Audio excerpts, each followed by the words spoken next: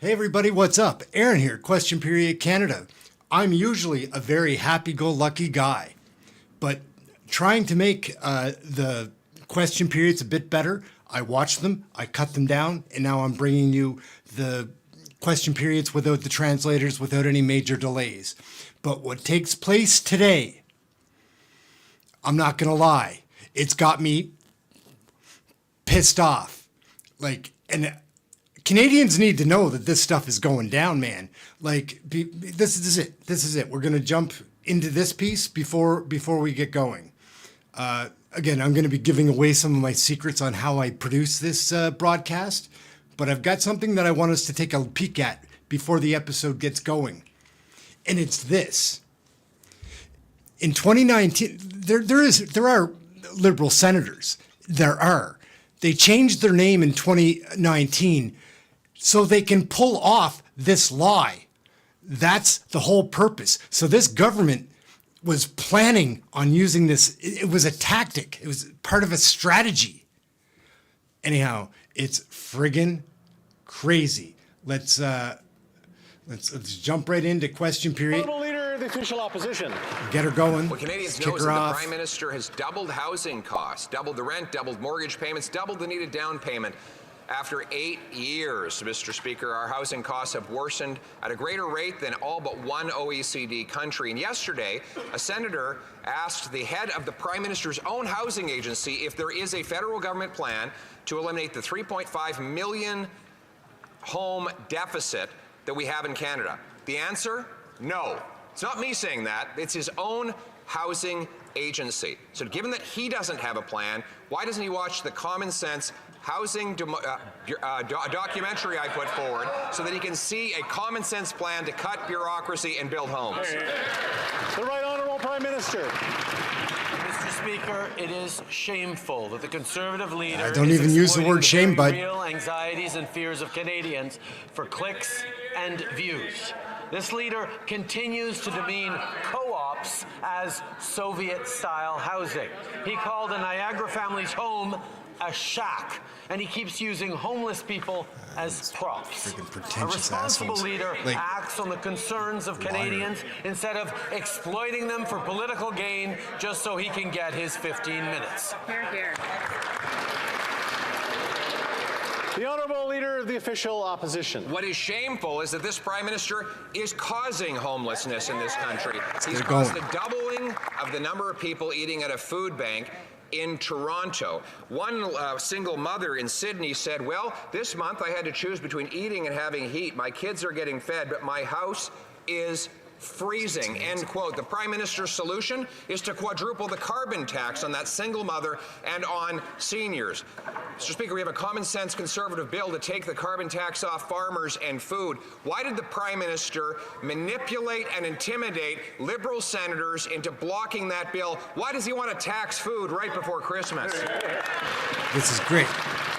The Right Honourable Prime Minister. Mr. Speaker, after all the intimidation and threats from the Conservatives towards parliamentarians on 234, it turns out the only farming the Conservative Party cares about is rage farming. Because all of this was just an attempt to fundraise off of the backs of farmers. Time and time again, the Conservative leader has shown that he wants to take Canadians back to the Stone Age instead of helping them get ahead. On this side of the House, the Liberal government will always be there to support farmers. Hear, hear. Hard to look at any of them today. The Official Opposition. Mr. Speaker, as this Prime Minister raises taxes on food, brings back malnutrition, brings in record-smashing food bank use, the best he can come up with is a bunch of scripted talking points from junior staffers in the PMO. That is outrageous. Canadians are going hungry as Christmas is just around the corner, and a common-sense Conservative bill to take the tax off farmers and food could have helped solve the problem. Why did he manipulate and intimidate senators to keep the tax on the food and make our people go hungry right before Christmas?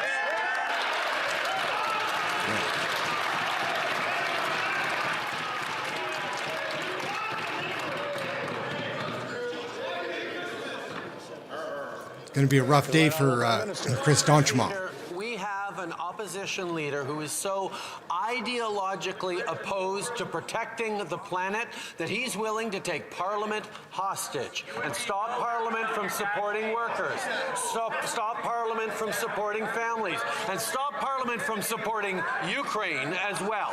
The leader of the opposition has threatened to ruin the holidays if his ideological demands are not met.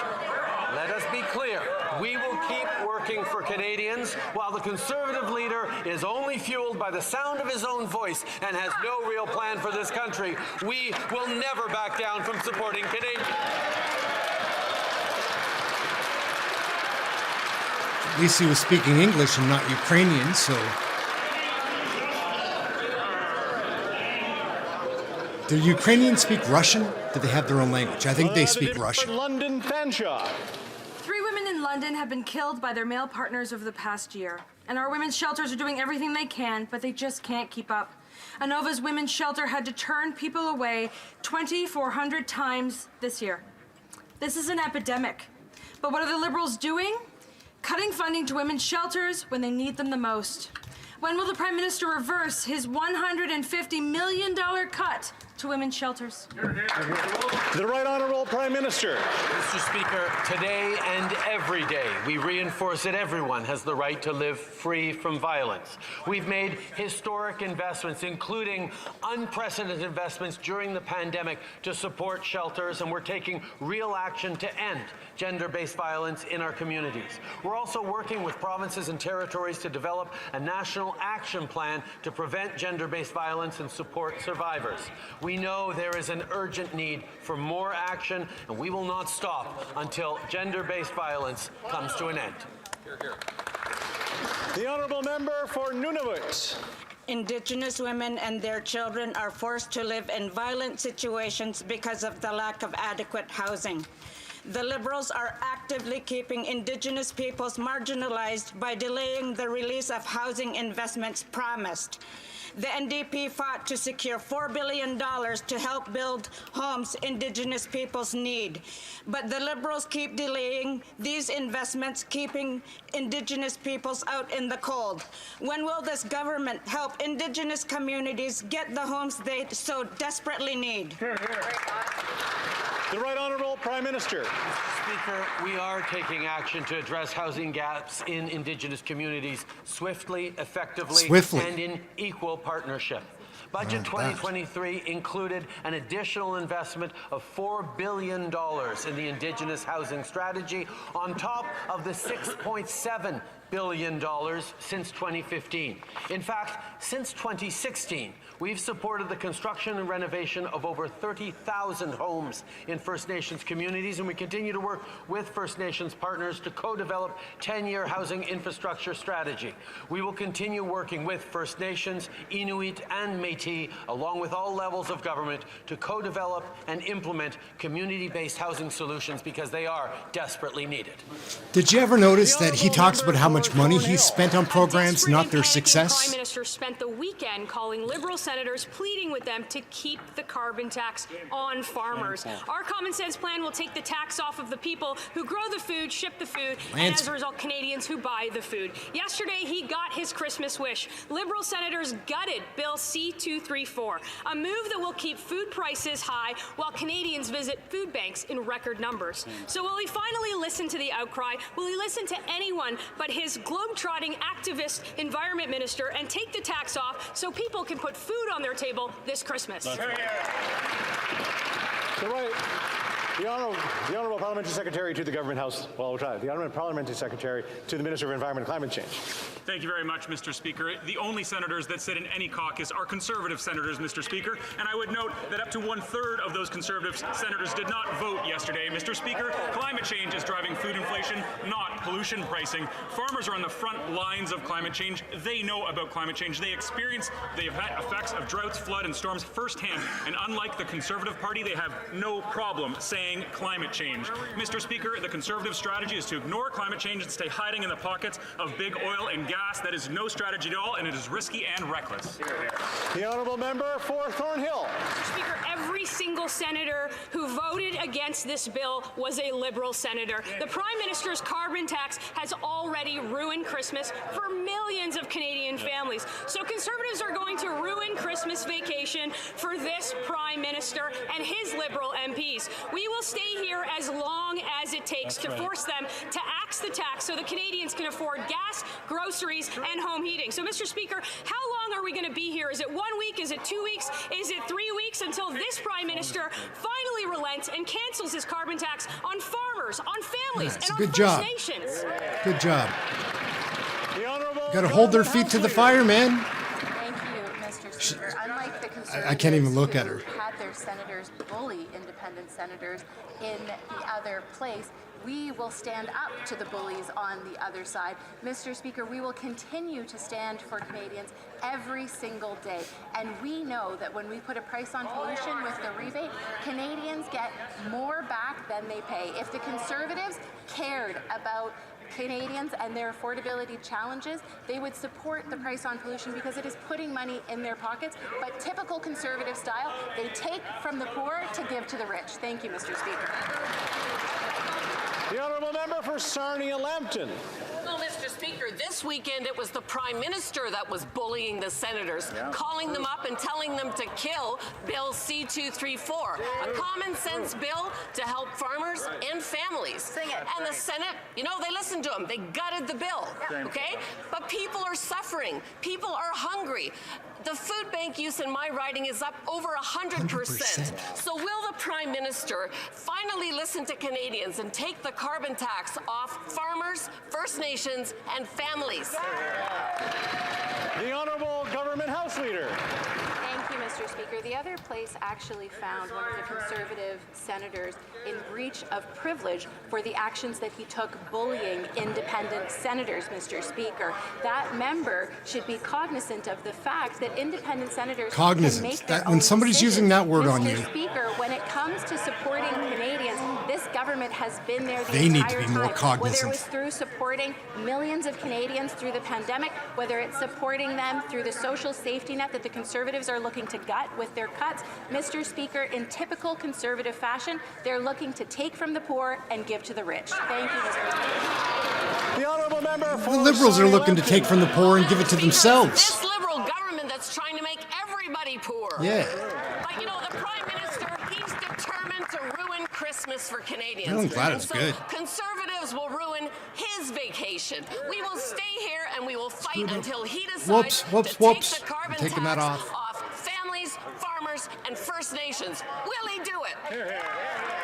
That was a mistake, guys. I made a technical error. Thank you, Mr. Speaker. Sorry. Mr. Speaker, the party opposite continues to spread information that is simply incorrect. When they're talking about the vote in the other I'm just place, wound they up should today really because be they did asking so the much Conservative lying. senators who sit in that caucus why they didn't show up to vote yesterday. Mr. Speaker, if they truly cared about it, that would have been the question that they were asking instead of posing this to the government that has nothing to do with the independent Senate. But what we do on this side of the House is we support farmers. We're going to be there for farmers. We're going to be there for all Canadians like we have been since 2015. We're going to keep delivering for them. Thank you, Mr. Speaker.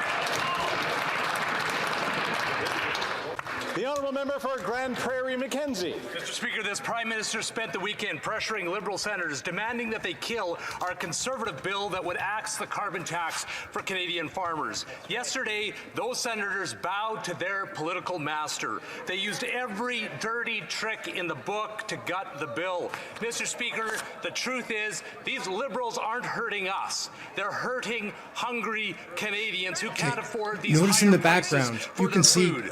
Damien Why Kirk. won't the Prime Minister park his ideological Behind- admiration over for there? higher taxes for Canadians What? and He's give all- you can see he's Canadians getting a revved Christmas up. miracle and finally axe the tax for farmers, First Nations, and families? The honourable parliamentary secretary to the Minister of Climate environment and climate change. Mr. Speaker, there's no Liberal senators, and the Conservative senators didn't even vote. Mr. Speaker, we already know the Conservatives don't believe in climate change, but it seems like they don't believe in math either. University of Calgary-based economists conducted a thorough review of our price on pollution, and facts are facts, Mr. Speaker. 94% of families who earn less than $50,000 receive more back through our price on pollution than they pay. But in typical Conservative fashion, Mr. Speaker, the member from Carleton and his merry band of climate change deniers want to steal from the poor and give to the rich. It's risky and reckless, Mr. Speaker. He's saying that a study done by a Calgary undergrad Heard in this house today. There's only one group in this house that's trying to take away from those that are most vulnerable. When will these Liberals finally understand that if you tax the Liberals, you tax the farmers that grow the food and the truckers that ship the food, it's eventually going to cost more for Canadians to buy the food. When will he set aside his ideological attachment to the carbon tax and finally give a break to farmers, First Nations, and Canadian families this Christmas? He doesn't speak very often. That's the first time I think I've seen him ask a question. Farmers are on the front lines of the climate crisis. They are the first to feel the effects of floods and droughts. And Mr. Speaker, wheat yields are down 20% in 2023. Why is that, Mr. Speaker? It's climate change. Yet, unlike these Conservatives, farmers have no problem identifying climate change as the culprit for the reduction in their yields, Mr. Speaker. Speaking of wheat, if the Conservatives really want to support food security, then they should support the breadbasket of Europe, Mr. Speaker. That's Ukraine. Ukraine says they need assistance in strengthening economic resilience, yet they voted against the Canada-Ukraine Free Trade Agreement. I'd urge them to reconsider that shameful vote in third reading. The honourable member for Battle River Crowfoot. Mr. Speaker, yesterday Liberal-appointed senators voted to gut common-sense Conservative Bill C-234, an action that betrays farmers. For the last decade, this PM has repeatedly made the claim that the Senate and those he appoints to it are independent, yet this weekend proved otherwise. He and his socialist environment minister were busy employing a campaign of bullying and pressure to force his senators to kill this needed carbon tax carve-out. The carbon tax is punishing the farmers who produce the food and the folks that need it. Will this Prime Minister finally just listen to Canadians and axe his carbon tax? You can tell Damien Kirk's a little wound up today. Mr. Speaker, I think my honourable colleague is well aware the other place makes a decision on their own. We do not... I don't mean to insult anybody that's Lawrence's age or older. You shouldn't be an MP at that age. You should retire. A policy or a plan for the environment.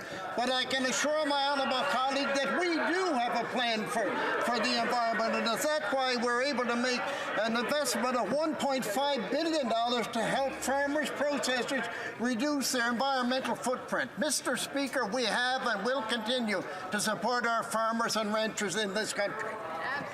I just want to say, I mean, as I said, the honourable minister sits right here. I can barely hear him.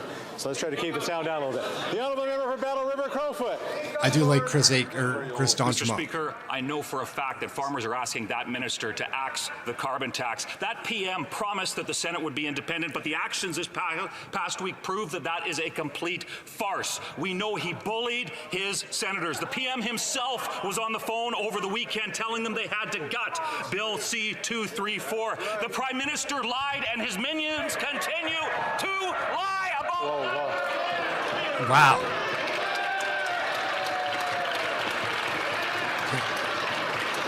What would Greg Fergus do? He'd probably have a stroke. That's Donchima. Yeah.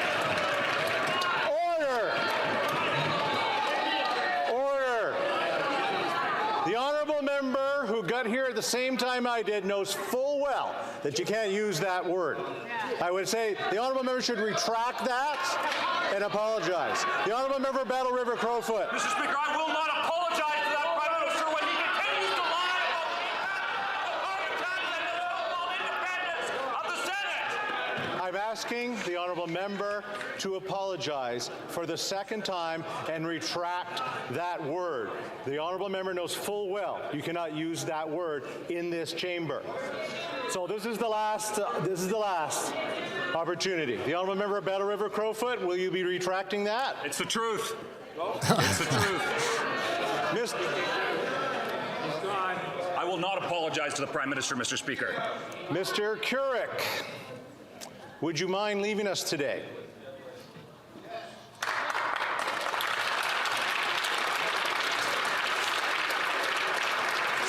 Getting sent to the principal's office. That is the most exciting thing that I've seen during question period yet, though. I like Kirk. I've made a few shorts on him. I kind of just liked his demeanor. Of the chair. Pursuant to the authority granted by me, Standing Order 11, I order you to withdraw from the House from any participation by video conference for the remainder of this sitting day. But he did leave. I'm just going to take a bit of a break here. It's pretty interesting.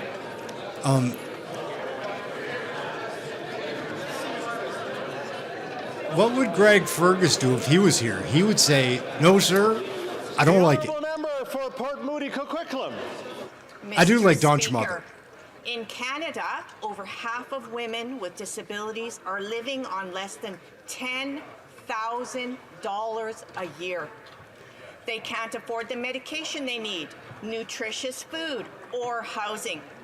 And for women with disabilities who are facing intimate partner violence, they can't afford to get away or to move out of their homes. The Liberals have failed these women. Will the Prime Minister stop endangering women with disabilities by releasing the Canada Disability Benefit now? The Honourable Minister. Mr. Speaker, I want to thank the Honourable Member for that really important question. But, Mr. Speaker, it also gives me a chance to first and foremost acknowledge that this past Sunday was International Day for Persons with Disabilities, an opportunity for all of us to continue to do the hard work to create a barrier-free Canada and to ensure that we create equal opportunities for persons with disabilities. Mr. Speaker, on Canada Disability Benefit, the Honourable Member knows very well we are absolutely committed to getting it right and getting it out quickly as possible, but in the true spirit of nothing without us. Mr. Speaker, online public consultations who are fully accessible are available online for regulations, and I hope that all Canadians will participate. The Honourable Member for Edmonton Strathcona. Mr. Speaker, this weekend, violence between Israel and Hamas resumed. More Palestinian children and humanitarian workers have been killed in Netanyahu's bombardment, and there are still many people being held hostage by Hamas. Doctors Without Borders convoys in Gaza were attacked and destroyed, and aid trucks have been blocked. This is not eliminating Hamas. This is destroying an entire population. And yet the Liberals and the Conservatives refuse to call for a ceasefire. Why is the government's position so cowardly in the face of this humanitarian disaster? I don't know about it. That situation, I have no comment. I don't know if us doing anything, what will we do? The terrorist attacks that happened on October 7th against innocent Israeli civilians.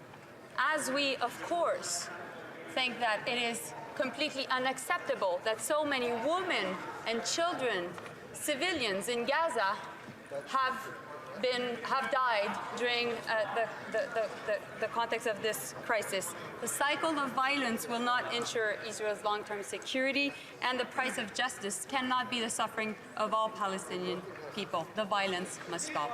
Thank you. The Honourable Member. I think my French is about as good as her English. Mr. Speaker, today Canadians across the country are feeling betrayed.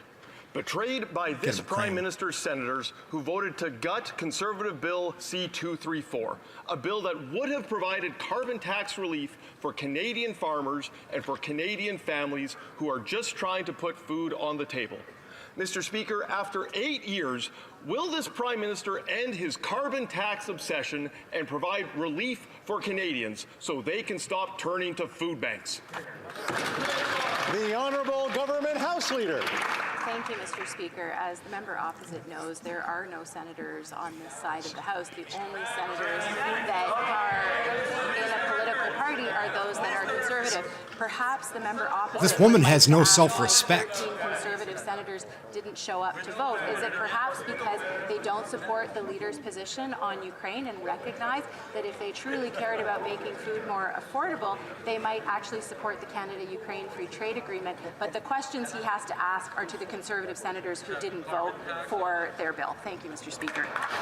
The honourable member for Looks can be Peace deceiving. River Like she's a The shark. minister can say whatever she wants, but when the minister is phoning his Liberal-appointed senators and instructing them how to gut the bill, it's pretty hard to believe them. Common sense Conservatives will axe the tax, removing the carbon tax from Canadian farmers, making food cheaper for all Canadians. The Prime Minister continues to stand in the way of Canadian farmers and punish them with this carbon tax. When will the Prime Minister set aside his ideological opposition to the carbon tax and remove it for all farmers, families, and First Nations?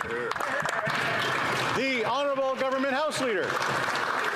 Speaker, but once again, that member knows full well, and although he's not sharing it with Canadians, that the only senators that sit in a political party are Conservative senators, and they didn't show up to vote yesterday. So he should really ask why they didn't do that. Perhaps they have an issue with some of the positions that his leader has taken. So if he cares about the high cost of living, if he cares about food prices, then he should simply change his vote on the Canada-Ukraine Free Trade Agreement, because that is causing the most significant inflation when it comes to food prices, as is climate change. And so he should check his ideological opposition to fighting climate change. Honourable member for Calgary Rocky Ridge. Well, after 8 years of this NDP Liberal government, Canadians know the Prime Minister is not worth the cost. He spent the weekend making desperate and panic-stricken phone calls to senators, pleading with them to kill Bill C-234. And yesterday, that's exactly what they did when they voted to gut the bill and keep food prices high for struggling Canadians. Bit disappointing on the Senate. Listen to Canadians, take the carbon tax off farmers, First Nations, and families that just want to heat their homes. The Honourable Parliamentary Secretary to the Minister of Environment. Thank you very much, Mr. Speaker. We don't need Conservatives to tell us how to help farmers, Mr. Speaker. Farmers are the most impacted by climate change. The last season was one of the worst, with 20% lower wheat yields in the prairies, Mr. Speaker, and the culprit was a hotter season. That's climate change, Mr. Speaker. Now, we already know that Conservatives don't believe in climate change, but it seems like they don't believe in math either, Mr. Speaker. 94% of families that earn less than $50,000 a year receive more back from the price on pollution than they spend. But it's typical. It's an old story, Mr. Speaker. These Conservatives just want to steal from the poor and give to the rich, with the leader from Carleton and his merry climate change deniers. The Honourable Member for St. Gray. Goodness gracious. Speaker, Liberal-appointed senators voted yesterday to keep the carbon tax pain on Canadian families and once again betray farmers by gutting Bill C-234. Unbelievable. With food bank usages at a record high, the Prime Minister should have the courage to explain why he instructed senators to keep food prices high for struggling Canadians. That's right. After 8 years, this NDP Liberal government is not worth the cost.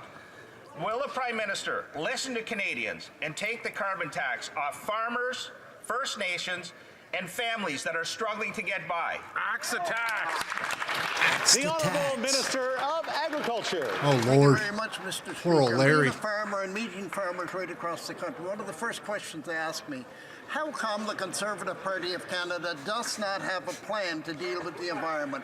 When you look at all the fires, all the floods, all the destruction that's taken place.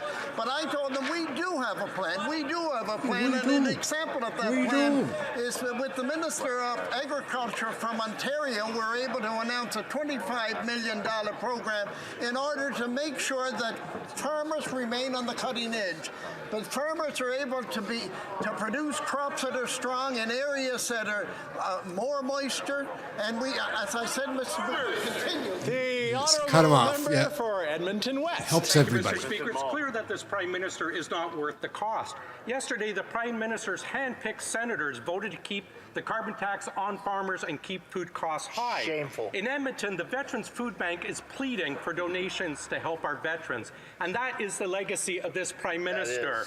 Food banks are veterans begging for help. When will the Prime Minister listen to Canadians and take the carbon tax off farmers, First Nations, and families who are just desperate to heat their homes? The Honourable Minister of Agriculture. Mr. Speaker, as I said previously, being a farmer and talking to farmers, they cannot understand how a Conservative Party of Canada would not have a plan to deal with the environment. When you deal with situations like Fiona in Atlantic Canada, totally destroying properties, destroying dairy barns, killing animals. In fact, that's part of the cost for the price on food. Mr. Speaker, we have and will continue to support farmers. For an example, dealing with Minister Thompson in Ontario, we announced $25 million to make sure farmers stay on the cutting edge. We have and will continue to support farmers. It breaks my heart that a guy like that is going to try to Mr. Speaker, a desperate, panicked Prime fool Minister me. spent this past weekend calling senators pleading to kill C-234. Yesterday, his NDP Liberal Saskatchewan. government got their wish when the senators betrayed farmers, gutting this important bill, keeping the carbon tax. This keeps food prices high and farmers struggling. Farmers across Canada buy goods they need retail and sell what they produce wholesale. Mr. Speaker, after 8 long years, farmers know this Prime Minister is just not worth the cost. If he won't help our farmers, when will he get out of the way so a Conservative government can? The Honourable Minister of Justice. Mr. Speaker, when I hear from everyday Canadians about affordability, when I hear from people like Lindsay in my riding, when I hear from former classmates like Stephanie, what they say to me is that the cost of food is going up, but they understand it's a complex problem. Climate change feeds into the cost of food. Things like instability overseas in Europe and an illegal war in Ukraine affect the price of food. Ergo, we just wonder about the sincerity of the party opposite when they vote against instrumental measures like affordability piece of legislation or legislation that will assist Ukraine and stop that illegal war. The Honourable Member for Medicine Hat, Cardston Warner. Thank you, Mr. Speaker. If you ate today, thank a farmer. If you couldn't afford to eat today, thank these Liberals. Right. Our farmers spent their days working hard to ensure that Canadians have enough food. The NDP Liberal government spends their days developing new ways to tax Canadians and drive up costs. The Conservatives proposed Bill C-234 to take the carbon tax off farmers. But this piece of work Prime Minister has pressured his appointed senators to block this bill. After 8 years, will the Prime Minister finally get his hands out of the pockets of farmers, families, and First Nations and axe the carbon tax? The Honourable Minister of Natural Resources. Thank you, Mr. Speaker. I think it's time that the Conservative Party stopped misleading Canadians with respect to these issues. I certainly would invite them to read the article that the University of Calgary economist Trevor Toon put out yesterday, which basically showed that 95% of Canadians on low and moderate incomes get more money back. That's Rather an than article talking one about guy axe the wrote. tax, they should be talking about axe the rebate and taking money out of the pockets of hard-working Canadians. You can come on here and say that Karina Gold has an alien baby inside of her growing, but it doesn't make it true. I could write an article. It doesn't make it a fact.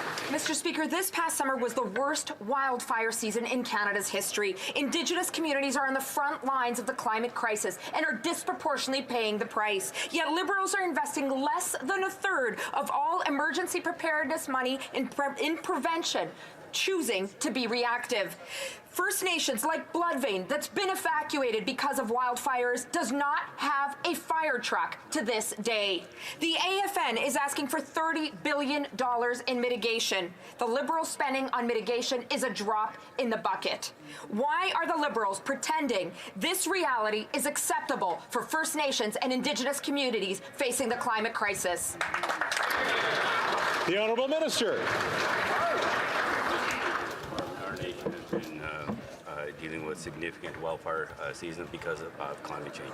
And it's impacting the most vulnerable, especially when it comes to our Indigenous communities. I've traveled, every time I've gone to visit the disaster-affected areas, I do meet with the Indigenous communities. One of the things that we are looking at is making sure that we use their knowledge in terms of the mitigation and making sure that we have the appropriate response for us. We are going to get this right, Mr. Speaker, to making sure that the Indigenous have the support to actually support us in the wildfire response. Thank you. And the Honourable Member for Kitchener Centre. Mr. Speaker, Sudanese Canadians have been advocating since April for this government's definition of immediate family member to include siblings, parents, and grandparents amidst escalating violence and reports of ethnic cleansing in Sudan. Now, Canadians with family in Gaza are living this same horror. While I appreciate the minister has rightfully admitted at committee that the definition probably should be expanded, nothing has yet changed. When will the minister fix this definition so that Sudanese and Palestinian Canadians can bring their family to safety? The Honourable Minister of Immigration. Thank you, Mr. Speaker, and I can't stress more to members of the House how difficult it is actually to get people out of Gaza in a war zone faced with a humanitarian disaster. Our priority remains permanent residents and Canadian families. We are looking at options to expand that to make sure that people connected to Canada can be afforded a safe haven. But again, this is work in progress, and it is extremely difficult to get people out at this time, but we will continue to work hard to do so. Thank you. Here, here.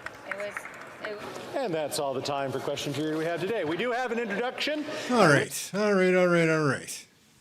So that wraps up the show, guys. Sorry, I was all fired up this afternoon because I'm in a real pinch for time to get this ready to go for when we drop it. And that's so that I can have an extra hour in the evening to make something else for later in the evening.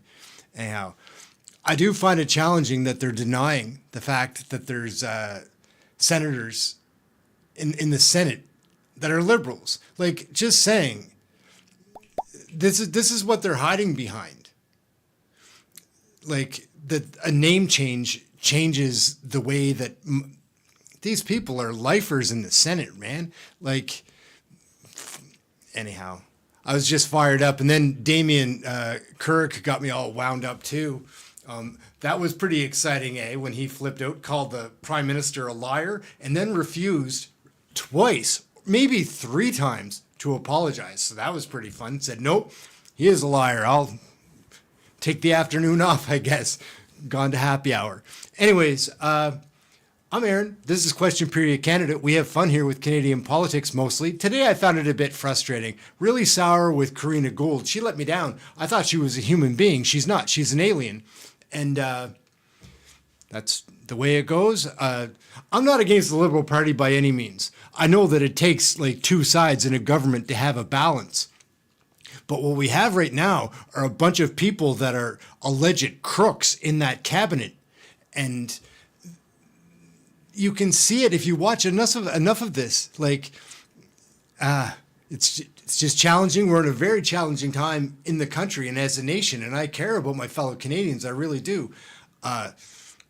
Yeah, not to ramble too much. It's just tough to watch this. And now I'm finding out, because I've only been watching this since I started doing it. Like the second question period that I watched, I did it on a broadcast. So I'm just learning. And now I've got 60 of them or 40 of them anyways beneath my belt. And I know the personalities. I know their names. I know where they're from. I know their cabinet positions. I know their histories, a lot of them. And it's just disappointing when they're lying straight to your face. Do you find? I find that it's just disappointing. It's disappointing that there are people like that out there and they're in control. Like, it's friggin' tough.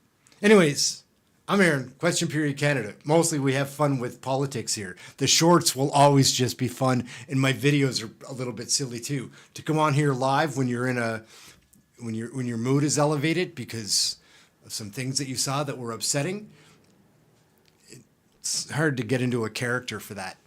Anyhow, gonna get running. Thank you very much for watching. Appreciate everybody tuning in. We'll be back tomorrow with more Question Period live review, and it'll be interesting to see what the mood is like. I think Fergus is gone. If you guys haven't seen, I did there is a story on that. I also did a video as well. You can check it out. That's it. We're out. Stay warm. It's cold here in Nova Scotia. It's -8 or something. It's crazy. Got the thermostat down to 60. It's freezing in here. Ciao, guys. Catch you tomorrow.